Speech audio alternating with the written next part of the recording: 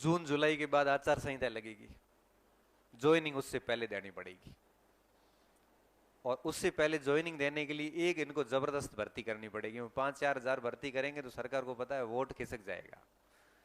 चुनाव के आखिर साल में हमेशा 30-35 हजार की वैकेंसी निकली है, आज दिन तक का ट्रैक रिकॉर्ड है, क्योंकि मैं 2008 से ये देख रहा हूं। चुनावी साल में सरकार कभी ऐसी गलती नहीं करती 5-4 हजार की। और मैं आपको आज ही लिख के दे सकता हूं कि वैकेंसी ढंग की आएगी। अब 28 में ज्वाइनिंग देनी, मैं सिर्फ ज्वाइनिंग का सोच रहा हूं, अब आपके कब आएगी कैसे आएगी ये आप देख लेना अपने हिसाब से। मेरा दिमाग सिर्फ वहां पे है। कहां पे? ज्वाइनिंग पे है। अब ज्वाइनिंग देंगे तो परीक्षा भी करानी पड़ेगी, और परीक्षा करानी है तो फॉर्म भी लेने पड़ेंगे, और फॉर्म लेने हैं तो विज्ञापन जारी करना पड़ेगा। प्रोसेस तो करनी पड़ेगी ना। तो अब प्रोसेस के बारे में क्यों सोचे, सीधा परिणाम देखो ना कि ज्वाइनिंग कब करवाएंगे। ये ज्वाइनिंग करवाएंगे चुनावी साल में। ये आज तक यही होता है और आगे भी यही होगा। ये ऑन रिकॉर्ड बोल रहा हूँ, ये सारा रिकॉर्ड होता है, यूट्यूब पे डालूंगा, और भले आप रख लेना कट करके कि सर की गए सुना देखो। आज मैं कई महीना पहला बोलियो तो मैं 210 कट ऑफ रहे थारे L1 रही है, रिजल्ट आने वाला है, देख लिया थारे कितनी गिरे ऊपर जाओ है। पूरे आसपास ही है, ज्यादा ऊपर नीचे को है। क्यों? अनुभव है, पता चल जाता है कैसा क्या कुछ होने वाला है। तो ये 28 के अंदर ज्वाइनिंग देंगे तो आप पता है कि परीक्षा वगैरह तो होगी, वो 27 में होगी।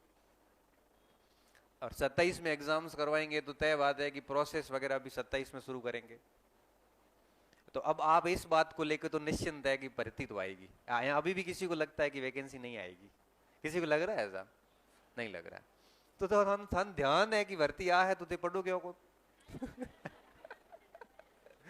है? अब आपके पास कोई ये तो बहाना नहीं है ना नहीं पढ़ने का कि वैकेंसी नहीं है। ये बात तो क्लियर हो गई।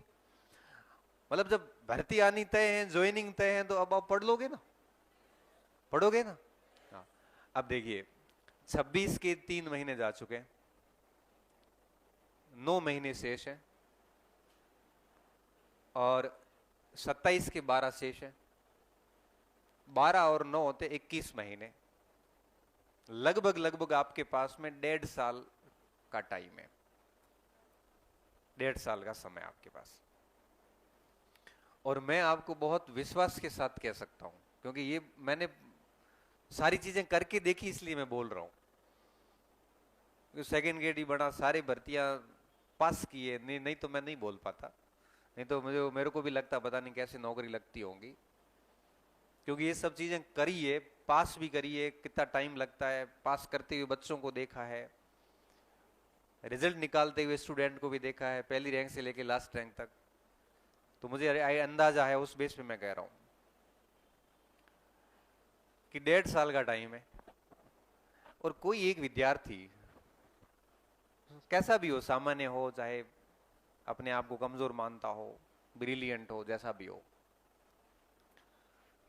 1.5 साल इतना समय होता है कि वो अपने पहले प्रयास को आखिरी प्रयास बनाने की हिम्मत रखता है। बस शर्त यह है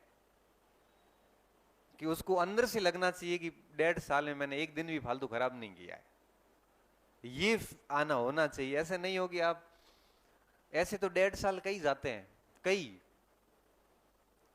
लेकिन अंदर से ये लगे ना कि मैंने टाइम बिल्कुल खराब नहीं किया, अपना बेस्ट दिया है। तो मैं आपको लिख के दे सकता हूं उस टाइम पे कि आप 1.5 साल के भीतर रिजल्ट निकाल लेंगे, भले आप 0 से शुरू कर रहे हैं।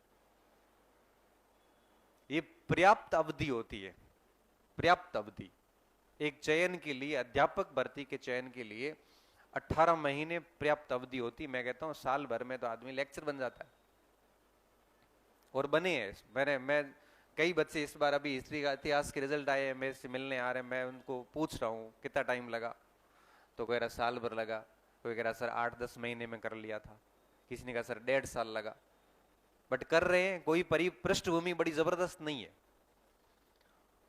तो इस अनुभव के बाद जो पहली बात मेरे दिमाग में गहरी बैठी हुई है वो ये कि अगर आप 2-2.5 साल बढ़िया मेहनत करते हैं